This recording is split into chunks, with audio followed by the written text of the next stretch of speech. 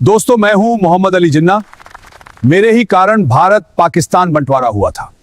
मैंने 75 करोड़ रुपए पाकिस्तान को दिलाए ताकि भाईचारा बना रहे। मैंने पाकिस्तान को एक भी रुपया दिए जाने का विरोध किया, लेकिन गांधी के पाकिस्तान प्रेम के कारण मुझे झुकना पड़ा।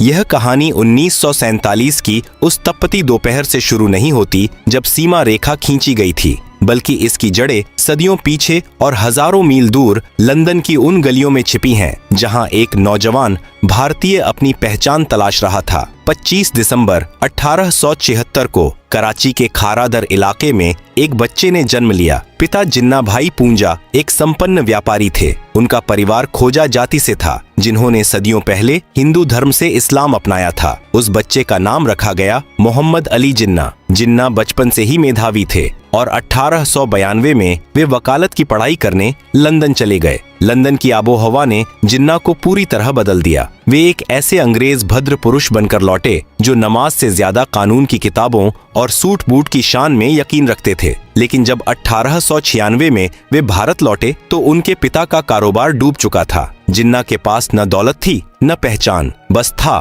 तो एक अडिग आत्मविश्वास। उन्होंने बंबई को अपना कार्य क्षेत्र चुना और जल्द ही शहर के सबसे महंगे और मशहूर वकील बन गए। उस समय के जिन्ना और 1947 के जिन्ना में जमीन आसमान का फर्क था। शुरुआती दौर में जिन्ना कट्टर धर्मनिरपेक्ष थे। वे भारतीय राष्ट्रीय कांग्रेस के सदस्य थे और गोपाल कृष्ण गोखले को अपना आदर्श मानते थे। उनकी देशभक्ति पर किसी को शक नहीं था। सरोजिनी नायडू ने तो उन्हें हिंदू मुस्लिम एकता का राजदूत तक कह दिया था। 19वीं सदी के अंत तक अंग्रेज समझ चुके थे कि अगर भारत पर राज करना है तो यहाँ की सबसे बड़ी ताकत हिंदू और मुस्लिम एकता को तोड़ना होगा। उस समय का बंगाल प्रेसिडेंसी क्रांतिकारी गतिविधियों का केंद्र था। बिहारी, बंगाली, हिंदू और मुसलमान मिलकर अंग्रेजों की नाक में दम कर रहे थे। तभी प्रवेश होता है लॉर्ड कर्जन का। 1905 में कर्जन ने एक चाल चली जिसे इतिहास बंगाल विभाजन के नाम से जानता है। अंग्रेजों ने तर्क दिया कि बंगाल बहुत बड़ा है और प्रशासनिक सुविधा के लिए इसे 2 भागों में बांटना जरूरी है, लेकिन असलियत कुछ और थी। उन्होंने बंगाल को इस तरह बांटा कि एक हिस्सा मुस्लिम बहुल और दूसरा हिंदू बहुल। अंग्रेजों ने मुस्लिमों को यह सपना दिखाना शुरू किया कि इस नए प्रांत में उनकी अपनी सत्ता होगी। यह भारत की अखंडता पर पहला कुल्हाड़ी का प्रहार था। बंगाल विभाजन ने नफरत की वह चिंगारी लगा दी थी जिसे हवा देने के लिए अंग्रेजों ने 1906 में ढाका के नवाबों और मुस्लिम कुलीनों को उकसाया। 30 दिसंबर 1906 को ढाका में एक सभा हुई जहां अखिल भारतीय मुस्लिम लीग का जन्म हुआ। इसका मुख्य उद्देश्य मुस्लिमों के राजनीतिक अधिकारों की रक्षा करना बताया गया, लेकिन पर्दे के पीछे ब्रिटिश हुकूमत इस नई पार्टी को कांग्रेस के खिलाफ एक सुरक्षा कवच की तरह इस्तेमाल करना चाहती थी। दिलचस्प बात यह है कि उस समय जिन्ना मुस्लिम लीग के सख्त खिलाफ थे। उन्होंने लीग की सांप्रदायिक राजनीति की आलोचना की और कांग्रेस के मंच से एक राष्ट्र की बात की। इतिहास सिर्फ तारीखों का खेल नहीं है, यह इंसानी अहंकार की भी कहानी है। जिन्ना वकालत की दुनिया में नेहरू और पटेल से वरिष्ठ थे। वे एक सफल और स्वाभिमानी वकील थे। दूसरी ओर जवाहरलाल नेहरू एक प्रभावशाली और अमीर परिवार से ताल्लुक रखते थे। इन नेताओं के बीच विचारों का ही नहीं बल्कि व्यक्तित्व का भी टकराव था। जिन्ना को लगता था कि कांग्रेस में उनकी उपेक्षा हो रही है, जबकि नेहरू और पटेल की लोकप्रियता गांधी जी के सानिध्य में तेजी से बढ़ रही थी। 1909 के सुधारों के जरिए अंग्रेजों ने मुस्लिमों को पृथक निर्वाचन का अधिकार दे दिया, यानी मुस्लिम सीटों पर सिर्फ मुस्लिम उम्मीदवार खड़े होंगे और सिर्फ मुस्लिम ही वोट देंगे। यह वह दौर था जब भारत की राजनीतिक जमीन पर हम और वे की दीवार खड़ी की जा रही थी। जिन्ना अभी भी एकता के सूत्र में बंधे थे, लेकिन मंच तैयार हो चुका था एक ऐसे नाटक के लिए जिसका अंत करोड़ों लोगों के खून और आंसुओं से होने वाला था। प्रथम विश्व युद्ध की समाप्ति के बाद भारत की राजनीति में एक ऐसे व्यक्ति का प्रवेश हुआ जिसने न केवल आंदोलन का तरीका बदला बल्कि जिन्ना जैसे वैचारिक नेताओं की जमीन ही हिला दी। 1915 में मोहनदास करमचंद गांधी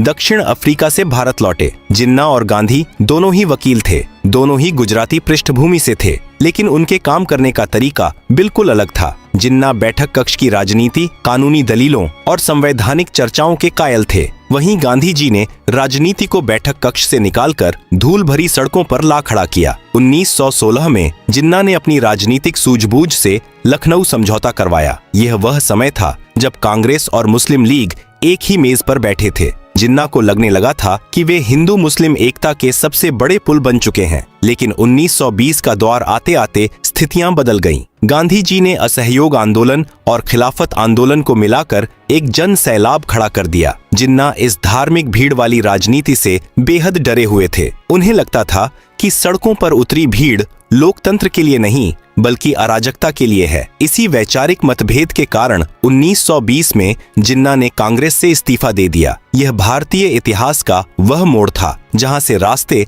हमेशा के लिए अलग हो गए। कांग्रेस छोड़ने के बाद जिन्ना राजनीति में हाशिए पर चले गए। उन्हें लगा कि गांधी की आंधी में उनकी दलीलें खो गई हैं। हताश होकर वे लंदन चले गए और वहीं अपनी वकालत करने लगे। लेकिन भारत में मुस्लिम लीग का भविष्य धुंधला रहा था। 1930 के दशक में अल्लामा इकबाल और लियाकत अली खान जैसे नेताओं ने जिन्ना को वापस आने के लिए मनाया। जिन्ना को समझ आ गया था कि भारत की भावी राजनीति में अगर अपना वजूद बचाना है तो उन्हें मुस्लिमों का एकमात्र प्रवक्ता बनना ही होगा। वे भारत लौटे, लेकिन इस बार उनके हाथ में सुलह की चिट्ठी नहीं बल्कि पृथक पहचान का झंडा था। 1935 के भारत सरकार अधिनियम के बाद 1937 में प्रांतीय चुनाव हुए। ये चुनाव भारत के इतिहास में निर्णायक मोड़ साबित हुए। कांग्रेस ने जबरदस्त जीत हासिल की, जबकि मुस्लिम लीग को मुस्लिम सीटों पर भी करारी हार का सामना करना पड़ा। जिन्ना को उम्मीद थी कि संयुक्त प्रांत में कांग्रेस उनके साथ मिलकर सरकार बनाएगी, लेकिन जीत के नशे में चूर कांग्रेस ने लीग के साथ सत्ता साझा करने से इनकार कर दिया। कांग्रेस का तर्क था कि वे खुद ही मुस्लिमों का प्रतिनिधित्व करते हैं, इसलिए उन्हें लीग की जरूरत नहीं है। इस एक इनकार ने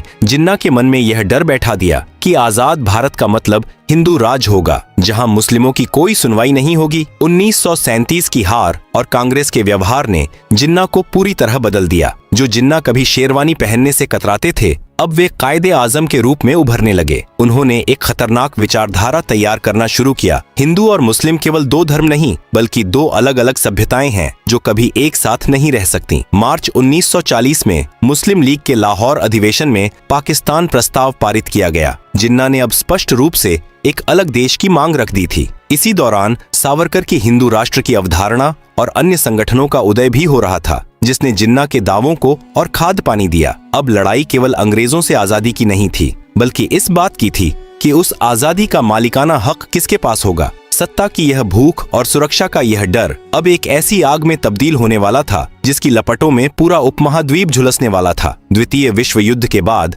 ब्रिटेन की कमर टूट चुकी थी। लंदन में सत्ता बदली और लेबर पार्टी के क्लेमेंट एटली प्रधानमंत्री बने। वे जल्द से जल्द भारत को आजाद कर यहाँ के सिर दर्द से छुटकारा पाना चाहते थे, लेकिन भारत के भीतर नेहरू और जिन्ना के बीच की खाई अब इतनी गहरी हो चुकी थी कि उसे पाटना नामुमकिन लग रहा था। ब्रिटिश सरकार ने 1946 में 3 मंत्रियों को भारत भेजा, जिसे मंत्रिमंडल मिशन कहा गया। इनका उद्देश्य था बिना विभाजन के आजादी का रास्ता निकालना। मिशन ने एक अनूठा समूह प्रणाली सुझाया। भारत को 3 हिस्सों में बांटा जाना था। 2 समूहों में मुस्लिम बहुल इलाके थे, जबकि एक में हिंदू बहुल। जिन्ना ने इस योजना को मान लिया क्योंकि उन्हें इसमें एक छोटा पाकिस्तान दिखाई दे रहा था। नेहरू भी शुरू में राजी हुए, लेकिन एक प्रेस वार्ता में उन्होंने कह दिया कि भविष्य में इन समूहों की बनावट बदली जा सकती है। जिन्ना को लगा कि नेहरू उन्हें धोखा दे रहे हैं और आजाद भारत में कांग्रेस अपनी बहुमत के जोर पर समूह प्रणाली खत्म कर देगी। जिन्ना ने तुरंत अपना समर्थन वापस ले लिया। अब जिन्ना के पास केवल एक ही रास्ता बचा था,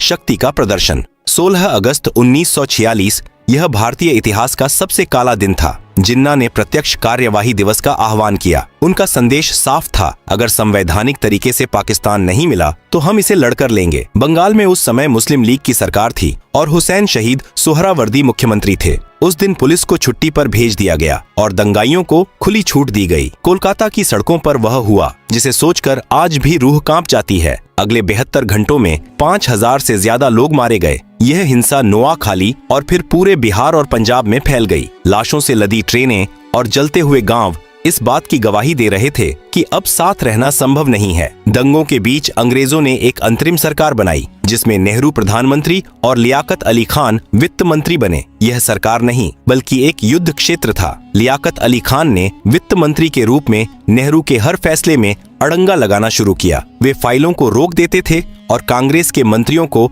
सहायक तक भर्ती करने के लिए लीग की अनुमति लेनी पड़ती थी। सरदार पटेल जो अब तक विभाजन के सख्त खिलाफ थे, इस प्रशासनिक घुटन और सड़कों पर हो रहे नरसंहार से टूट गए। उन्होंने महसूस किया कि अगर हमने आज विभाजन स्वीकार नहीं किया तो पूरा भारत छोटे छोटे टुकड़ों में बंट जाएगा और हर दफ्तर में गृह युद्ध होगा। इतिहास अक्सर पूछता है कि गांधी, नेहरू और पटेल ने विभाजन क्यों माना। सच यह है कि 1946 के दंगों ने उन्हें यह एहसास करा दिया था कि जिन्ना अब पीछे नहीं हटेंगे। पटेल ने कहा था, अगर एक अंग में सड़न हो जाए तो पूरे शरीर को बचाने के लिए उस अंग को काटना ही पड़ता है। गांधी जी शुरू में इसके खिलाफ थे। उन्होंने कहा था कि विभाजन मेरी लाश पर होगा, लेकिन अंततः उन्हें भी अपने शिष्यों की विवशता और देश को जलते देख मौन स्वीकृति देनी पड़ी। अब तक यह तय हो चुका था कि भारत बंटेगा। सवाल बस यह था कि लकीर कहां खींची जाएगी और वह लकीर कितनी गहरी होगी। मार्च 1947 में भारत के अंतिम वायसराय बनकर लॉर्ड माउंटबेटन दिल्ली पहुंचे। वे अपने साथ एक बहुत ही कठिन कार्य लेकर आए थे, ब्रिटिश शासन का अंत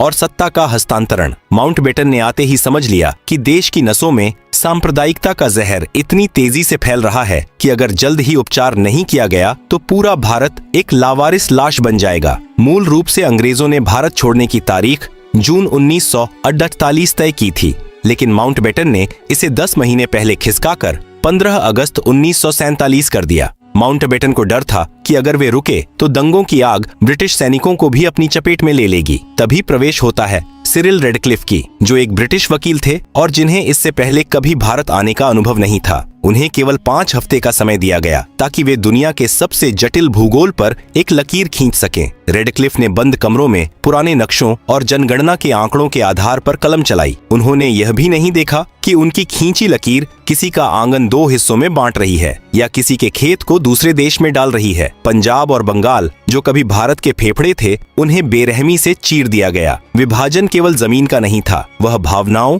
यादों और संपत्तियों का भी था। बंटवारा इतना सूक्ष्म था कि सरकारी दफ्तरों की मेज, कुर्सियां, टाइपराइटर और यहाँ तक कि पुस्तकालयों की किताबों तक को आधा आधा बांटा गया। जिस सैन्य दल में मुस्लिमों की संख्या ज्यादा थी वह पाकिस्तान को दे दी गई और बाकी भारत के पास रही। विभाजन के समय भारत के खजाने में जो पैसा था उस पर भी विवाद हुआ। जिन्ना ने पाकिस्तान को भारतीय खजाने से कुल 75 करोड़ रुपए देने की जिद की, जो उस समय भारतीय खजाने का 17.5% हिस्सा था, जिसकी पहली किस्त 15 अगस्त 1947 को 20 करोड़ दे दी गई। बाकी 55 करोड़ रुपए देने का सरदार पटेल सुरक्षा कारणों से रोकना चाहते थे, लेकिन गांधी जी ने आमरण अनशन की धमकी दी ताकि पाकिस्तान को उसका हक मिले और भविष्य के रिश्ते कड़वे न हों। अंततः गांधी जी के दबाव में वह राशि पाकिस्तान को दी गई, लेकिन रिश्तों में आई वह खटास आज तक नहीं मिटी। 14 अगस्त की रात पाकिस्तान वजूद में आया और 15 अगस्त को भारत ने अपनी आजादी का जश्न मनाया। लेकिन विडंबना देखिए, जिस दिन करोड़ों लोग आजाद हुए उन्हें यह तक नहीं पता था कि वे किस देश के नागरिक हैं। रेडक्लिफ ने अपनी सीमा रेखा की घोषणा 15 अगस्त को नहीं बल्कि 17 अगस्त को की थी। 2 दिनों तक पंजाब और बंगाल के सीमावर्ती इलाकों में लोग इस खौफ में रहे कि उनका घर लकीर के इस पार है या उस पार। जब लकीर खींची तो वह किसी घाव की तरह थी। रातों रात दोस्त दुश्मन बन गए। जो पड़ोसी कल तक एक दूसरे के सुख दुख के साथी थे, वे अब एक दूसरे के खून के प्यासे हो गए। विभाजन के बाद जो मंजर देखा गया वह मानवीय इतिहास की सबसे बड़ी त्रासदी थी। लगभग 1.5 करोड़ लोगों को अपना घर, अपनी जड़ें और अपनी पहचान छोड़कर भागना पड़ा। सड़कों पर मीलों लंबी कतारें थीं, हाथों में थोड़ा सा सामान और आंखों में अनजाना डर। सबसे खौफनाक मंजर था उन शरणार्थी ट्रेनों का। ट्रेनें जब स्टेशन पर रुकती थीं तो वे यात्रियों से नहीं बल्कि लाशों से भरी होती थीं। डिब्बों पर खून से लिखा होता था, पाकिस्तान भारत को तोहफा। महिलाओं के साथ जो बर्बरता हुई वह शब्दों में बयान करना असंभव है। लगभग 10 से 20 लाख लोग इस नफरत की भेंट चढ़ गए। किसी ने अपना बेटा खोया, किसी ने माँ, तो किसी ने अपनी पूरी विरासत। जिन्ना ने वह पाकिस्तान तो पा लिया जिसके लिए उन्होंने अपनी पूरी राजनीतिक पूंजी लगा दी थी, लेकिन नियति ने उनके पास समय नहीं छोड़ा। जिन्ना को लंबे समय से राजयक्ष्मा थी जिसे उन्होंने छिपा कर रखा था। उन्हें डर था कि अगर कांग्रेस या अंग्रेजों को उनकी बीमारी का पता चल गया तो वे पाकिस्तान बनने का इंतजार करेंगे और उनकी मृत्यु के बाद योजना ठंडे बस्ते में चली जाएगी। विभाजन के महज 1 साल बाद 11 सितंबर 1948 को जिन्ना की मृत्यु हो गई। जिस देश को उन्होंने 2 राष्ट्रों के सिद्धांत पर बनाया था वह उनके जाने के बाद ही अस्थिरता और संघर्षों के भंवर में फंस गया। उनके बाद के नेतृत्व ने उस धर्मनिरपेक्ष पाकिस्तान की छवि को पूरी तरह मिटा दिया, जिसकी बात जिन्ना ने अपने शुरुआती भाषणों में की थी। आज 77 साल बीत चुके हैं, लेकिन 1947 का वह घाव आज भी हरा है। नेहरू और पटेल की विवशता, जिन्ना की जिद्द और अंग्रेजों की चालाकी ने मिलकर एक ऐसा नक्शा तैयार किया जिसने न केवल जमीन को बांटा बल्कि दिलों के बीच भी कंटीली तारें खींच दी। विभाजन केवल एक राजनीतिक फैसला नहीं था, बल्कि एक प्रशासनिक और मानवीय विफलता थी, एक ऐसी जल्दबाजी जिसने करोड़ों लोगों को शरणार्थी बना दिया। आज जब हम आजादी की खुशियां मनाते हैं तो हमें उन गुमनाम चीखों को भी याद रखना चाहिए जिन्होंने उस आजादी की बहुत भारी कीमत चुकाई थी। विभाजन का इतिहास हमें सिखाता है कि जब राजनीति धर्म और अहंकार के चश्मे से देखी जाती है तो नक्शे तो बन जाते हैं, लेकिन इंसानियत हार जाती है। आज के लिए बस इतना ही, मिलते हैं बहुत जल्द। जय हिंद, जय भारत।